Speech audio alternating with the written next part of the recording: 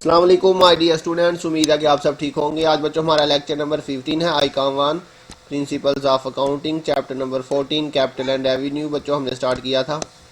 आज के लेक्चर के अंदर बच्चों हम सबसे पहले डिस्कस करेंगे कि डेफर्ड रेवेन्यू एक्सपेंडिचर्स कौन से होते हैं।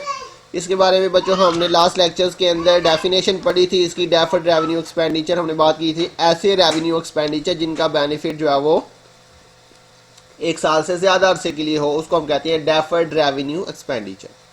तो वो कौन कौन से एक्सपेंस होते हैं बच्चों जो डेफर्ड रेवेन्यू एक्सपेंडिचर के अंदर आएंगे, वो मैंने यहाँ पे लिख दिए हैं, इनको आपने याद कर लेना। इनमें से कोई भी एक्सपेंडिचर आ जाए तो ये आपका डेफर्ड रेवेन्यू एक्सपेंडिचर होगा।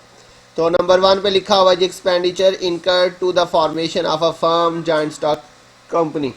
जी बच्चों, किसी भी फर्म को या जॉइंट स्टॉक कंपनी को स्टार्ट करने के ऊपर जितने भी खर्चे आएंगे, फॉर्मेशन का मतलब स्टार्ट करने के ऊपर बच्चों जितने भी खर्चे आएंगे वो सारे के सारे हमारे जो है वो डेफर्ड रेवेन्यू एक्सपेंडिचर होंगे। जैसे कि प्रीलिमिनरी एक्सपेंस, क्वेश्चन में लिखा होगा प्रीलिमिनरी एक्सपेंस। तो प्रीलिमिनरी एक्सपेंस क्या होता है? बिजनेस को स्टार्ट करने के जो इनिशियल एक्सपेंस होते हैं उसको हम प्रीलिमिनरी एक्सपेंस कहते हैं।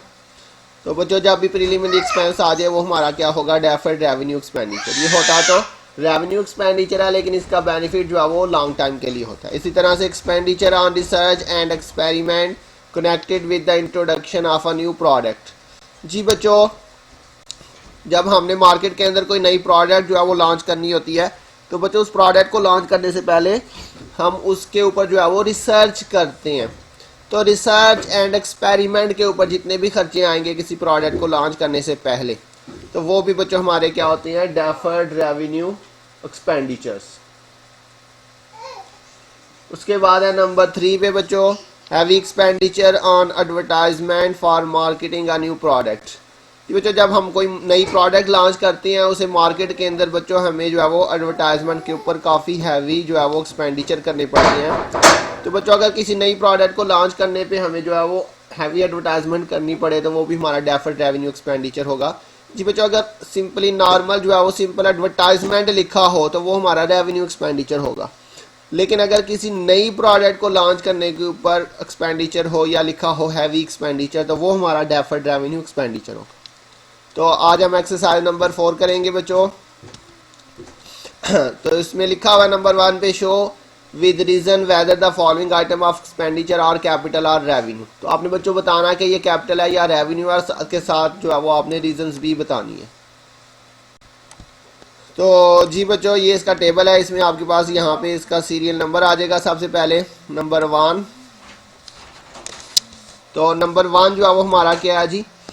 Carriage paid on goods purchase. मैंने आपको बताया था लास्ट लेक्चर के अंदर, जिधर भी जो है वो गुड्स आ जाए, परचेज आ जाए, मैन्युफैक्चर्ड आ जाए, या गुड्स के ऊपर कोई एक्सपेंस आ जाए, वो सारे के सारे हमारे रेवेन्यू एक्सपेंडिचर होंगे। सिंपली इसको याद रखिएगा, गुड्स जब भी आएगा वो हमारा रेवेन्यू एक्सपेंडिचर होगा। तो क्या लिखा है जी? Carriage paid on goods purchase. यहाँ पे रीजन लिखेंगे carriage paid on purchase of goods is a regular expense, so it is revenue expenditure। जो भी हमारा रेगुलर एक्सपेंडिचर होता है, रेगुलर एक्सपेंस होता है, वो हमारा रेवेन्यू एक्सपेंडिचर होता है। क्लियर हो गया? इसको बच्चों आपने अंडरलाइन करना, लेकिन बच्चों अंडरलाइन आपने सिर्फ यहाँ पे रीजंस में करना। उसके बाद नंबर 2 में लिखा wages pay to workman for construction of a new building. ये जो बिल्डिंग हमारा फिक्स्ड एसेट है, बिल्डिंग हम परचेज करें, उसमें जो है वो कोई कंस्ट्रक्शन वगैरह करवाएं, उसके ऊपर जितने भी खर्चे आएंगे बच्चों वो हमारे कैपिटल एक्सपेंडिचर होंगे। कोई भी फिक्स्ड एसेट खरीदें, उसमें जो है वो कोई एक्सटेंशन करवाएं, उसकी कंस्ट्रक्शन करवाएं बच्चों, उसमें जितने भी खर्चे आएंगे वो हमारे कैपिटल एक्सपेंडिचर होंगे, क्योंकि ये हमारा रेगुलर एक्सपेंडिचर नहीं है। रेगुलर एक्सपेंडिचर वो होते हैं जो बार बार होते हैं, उनको हम रेगुलर एक्सपेंडिचर कहते हैं, और जो बार बार नहीं होते बच्चों वो हमारे रेगुलर एक्सपेंडिचर नहीं होते। तो ये हमारा बच्चों कौन सा एक्सपेंडिचर होगा? Capital expenditure. तो wages paid to workman for construction of building is या फिर आप इसमें लिख सकते हैं जी बिल्डिंग इज अ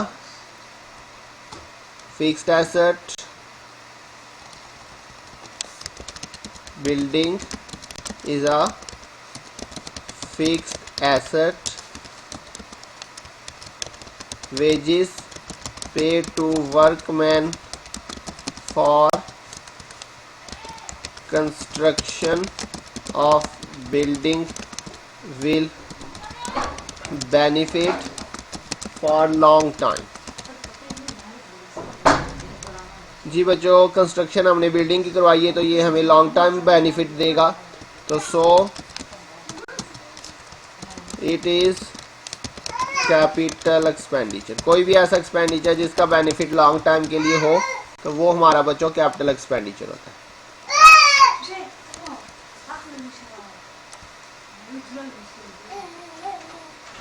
के बाद नंबर 3 है बच्चों replacement cost of a worn out part of a plant.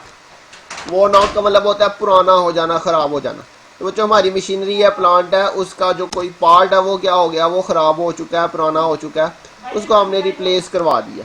तो ये बच्चों हमारा रेगुलर एक्सपेंस होता है। मशीनरी जो है उसकी हमें जो है वो रिपेयर करवानी पड़ती है, बार बार हमें रिपेयर करवानी पड़ती है जब हम मशीनरी को इस्तेमाल करते हैं। तो ये हमारा रेगुलर एक्सपेंस है। तो जो भी रेगुलर एक्सपेंस होगा वो हमारा रेवेन्यू एक्सपेंडिचर होगा। तो replacement cost of a worn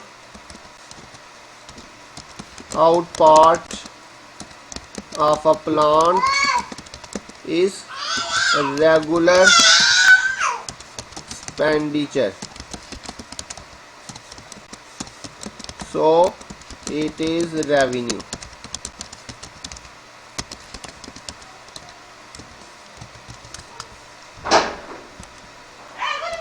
के बाद बच्चों नंबर 4 में लिखा हुआ जी repair to furniture purchase second hand. जी बच्चों अगर हम वैसे ही किसी चीज़ की रिपेयर करवाए तो वो हमारा रेगुलर एक्सपेंडिचर होगा। लेकिन मैंने बताया था कोई भी फिक्स्ड एसेट आ जाए, बिल्डिंग मशीनरी फर्नीचर कोई भी फिक्स्ड एसेट आ जाए, अगर उसके साथ लिखा हो सेकंड हैंड, तो सेकंड हैंड खरीद के अगर आप कोई भी एसेट खरीदते हैं और उसके ऊपर किसी भी किस्म का एक्सपेंस करते हैं वो हमारा कैपिटल एक्सपेंडिचर में आएगा। ये भी जो लिखा हुआ है repair to furniture purchase second hand.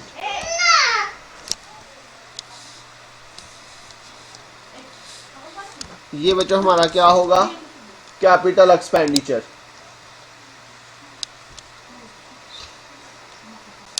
तो जी बच्चों क्या हमने फर्नीचर परचेज किया, तो furniture is a fixed asset, repair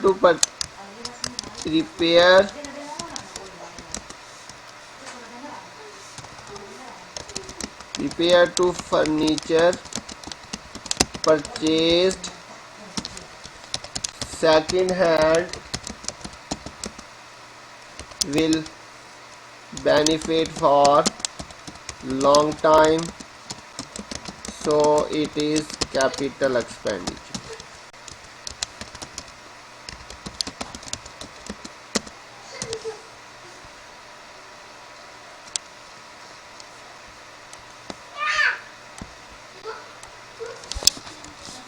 number 5 पे बच्चों लिखा हुआ है जी addition and alteration made in the building. तो बिल्डिंग चूँकि फिक्स्ड एसेट है उसमें जो भी एडिशन वगैरह करवाएंगे तो वो हमारा कैपिटल एक्सपेंडिचर होगा।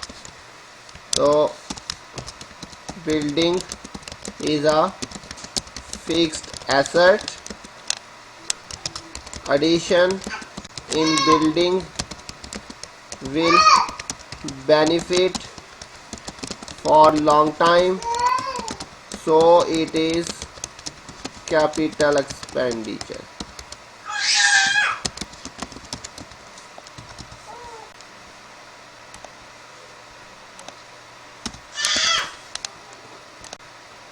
Number 6 expenditure on advertising campaign. जी बच्चों ये सिंपल एडवर्टाइजमेंट लिखा हुआ है तो ये हमारा रेवेन्यू एक्सपेंडिचर है। अगर लिखा हो हैवी एक्सपेंडिचर ऑन एडवर्टाइजमेंट या फिर advertisement of a new product तो वो फिर हमारा डेफर्ड रेवेन्यू एक्सपेंडिचर होगा। तो सिंपली अगर एडवर्टाइजमेंट करवा रहे हैं तो ये हमारा रेवेन्यू एक्सपेंडिचर में आएगा। Revenue expenditure. तो advertisement is a regular expense, so it is revenue expenditure।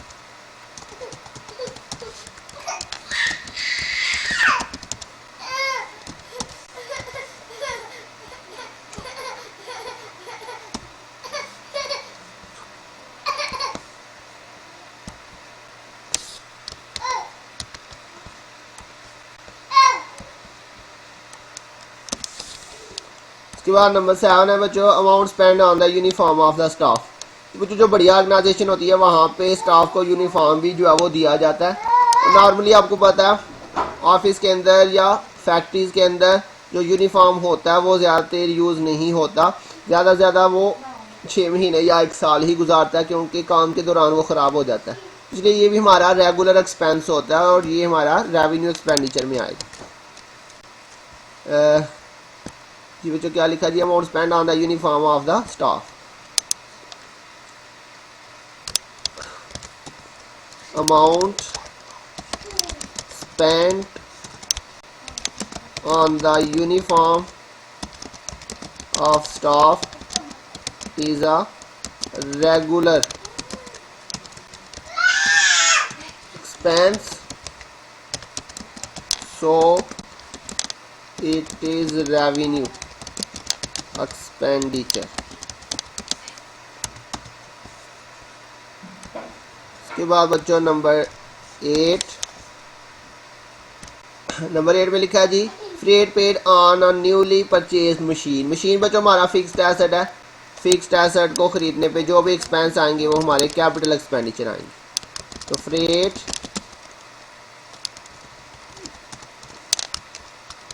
Machine is a fixed asset, freight paid on purchase of machine will benefit for long time, so it is capital expenditure।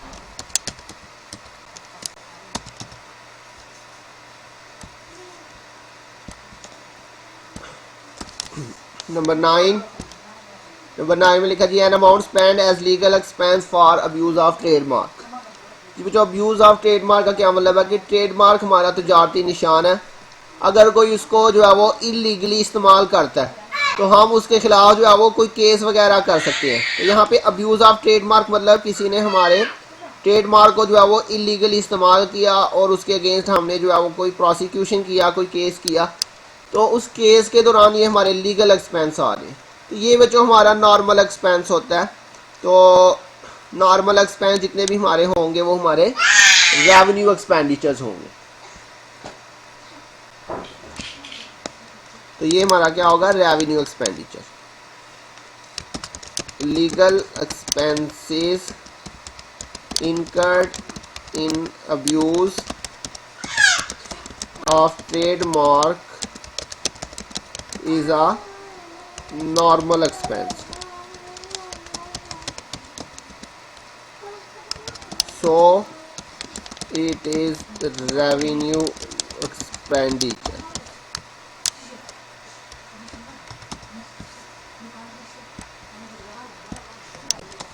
Number 10 बच्चों, number 10 में लिखा जी, preliminary expense incurred on the flotation of a company. ये बच्चों अभी मैंने आपको इस लेक्चर के स्टार्ट में पढ़ाया, जितने भी प्रीलिमिनरी एक्सपेंस आएंगे वो हमारे डेफर्ड रेवेन्यू एक्सपेंडिचर होंगे। तो ये हमारा क्या होगा बच्चों, डेफर्ड रेवेन्यू एक्सपेंडिचर, इसे आप लिखेंगे डेफर्ड रेवेन्यू। जी बच्चों, तो प्रीलिमिनरी हम इसमें लिखते हैं बच्चों क्या, flotation of a company. Flotation of a company is normal expense but it will benefit for long time, so it is deferred revenue expenditure। जी मतलब ये है तो रेवेन्यू एक्सपेंडिचर, लेकिन इसका चूंकि बेनिफिट जो है वो लॉन्ग टाइम के लिए हो रहा है, इसलिए कोई भी रेवेन्यू एक्सपेंडिचर जिसका बेनिफिट लॉन्ग टाइम के लिए हो, वो हो तो रेवेन्यू लेकिन बेनिफिट उसका लॉन्ग टाइम के लिए हो, तो वो हमारा डेफर्ड रेवेन्यू एक्सपेंडिचर हो। तो जी बच्चों, ये हमारा आज का क्वेश्चन था। मुझे उम्मीद आपको समझ आ गई होगी। अगर किसी पॉइंट की नहीं समझ आई तो बच्चों पूछ लीजिएगा। अपना ध्यान रखिएगा। इंशाल्लाह बहुत जल्द मिलेंगे नेक्स्ट लेक्चर के साथ। तब तक के लिए अल्लाह हाफिज़।